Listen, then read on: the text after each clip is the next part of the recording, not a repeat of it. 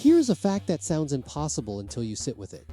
When Grand Theft Auto 6 unlocks on November 19th, there will be no disc, not a single one. For the first time in the history of the mainline series, Rockstar is selling a physical boxed copy that contains only a download code on a slip of paper, which means the entire planet, every single player on Earth who wants in, has to pull this game down through the same digital pipes at the same time, and the numbers attached to that moment are genuinely frightening. One investment bank projects the game could sell more than 45 million copies on launch day alone, roughly 4 times the current world record. Fan projections estimate 17 million people trying to play at once on day one, a number that would obliterate Fortnite's all-time concurrent record of 15.3 million. So the question everyone is asking is simple. Is this the day the internet finally breaks? Is this a gaming apocalypse? And the real answer is stranger than the hype.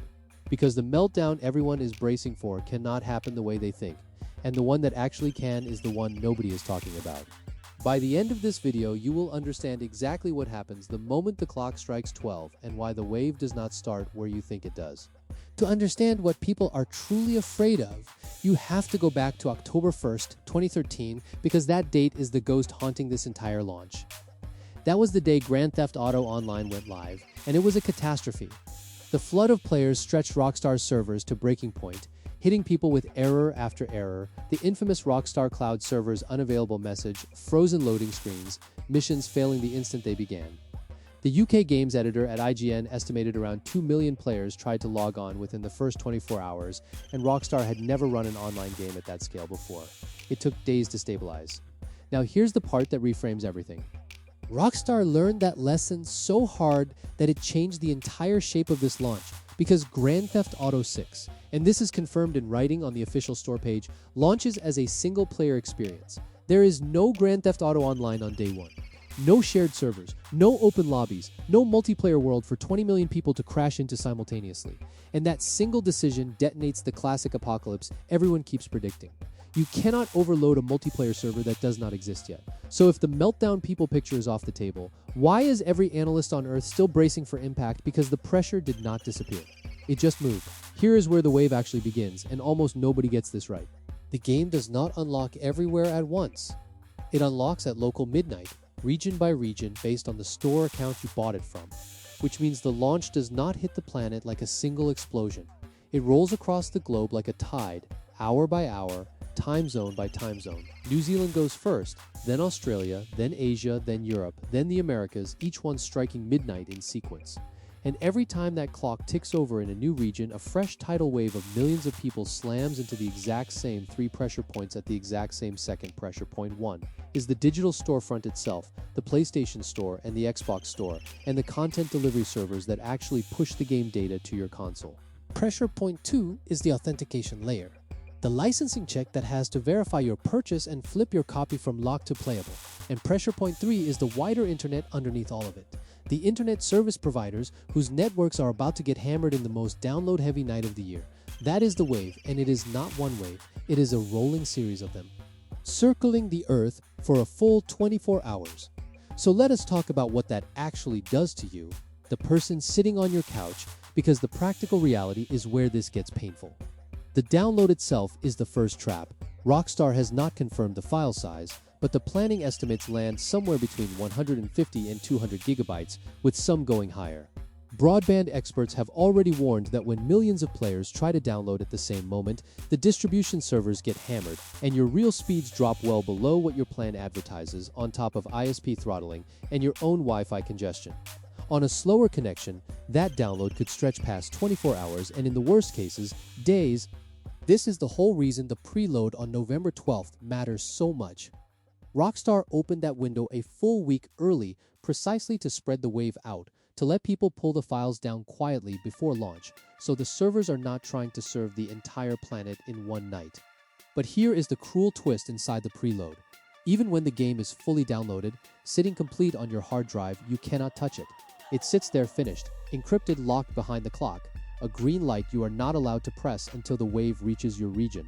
And if you think you can outsmart it by changing your console's time zone to unlock early, you cannot. The unlock is tied to your store region, not your system clock. There is no cheating the wave. Now here's the overlooked angle. The one that could genuinely resurrect the ghost of 2013 even without any multiplayer at all. And it comes down to one unanswered question. Does the single-player game require an always online check to launch?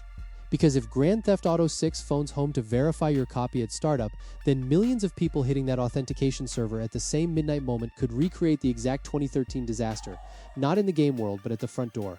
Picture it. The download finished days ago, the clock strikes 12, you press play, and instead of Vice City, you get a spinning icon and a message that the servers are unavailable because 10 million other people in your time zone just press play in the same second. That is the apocalypse that can actually happen. Not a crashing game world, but a crashing gateway, a bottleneck at the moment of unlock.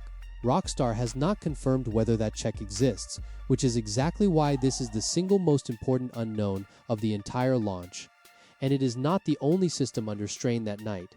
Think about Twitch and YouTube, where millions will be streaming and watching the same launch simultaneously, a parallel flood on top of the download flood. Think about the social platforms turning into spoiler minefields within minutes. Some fans are only half joking when they predict a visible bump in national electricity demand as tens of millions of consoles fire up at once. This is not one system breaking. It is a dozen systems all bending under the same weight in the same window. So is it a gaming apocalypse? Not in the way the memes promise. The internet is not going to collapse. Modern networks are built with cloud scaling and load balancing specifically to absorb surges like this, and the most likely outcome is heavy congestion that stabilizes fast rather than a total blackout. But do not let that fool you into thinking launch night will be smooth, because the scale here is unlike anything gaming has ever attempted. One respected insider called $1 billion in the first hour an easy target. The actor who played Michael in Grand Theft Auto 5 predicted $1.3 billion on day one alone. For comparison, Grand Theft Auto 5 took 3 days to reach its first billion, and it still holds the Guinness record at 11.2 million copies in 24 hours.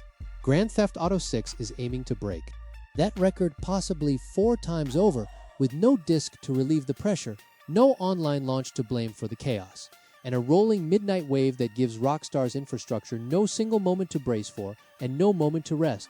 The apocalypse was never going to be the servers exploding. The apocalypse is the download bar that will not move, the authentication screen that will not clear, and the green button that stays locked while the entire planet holds its breath at once.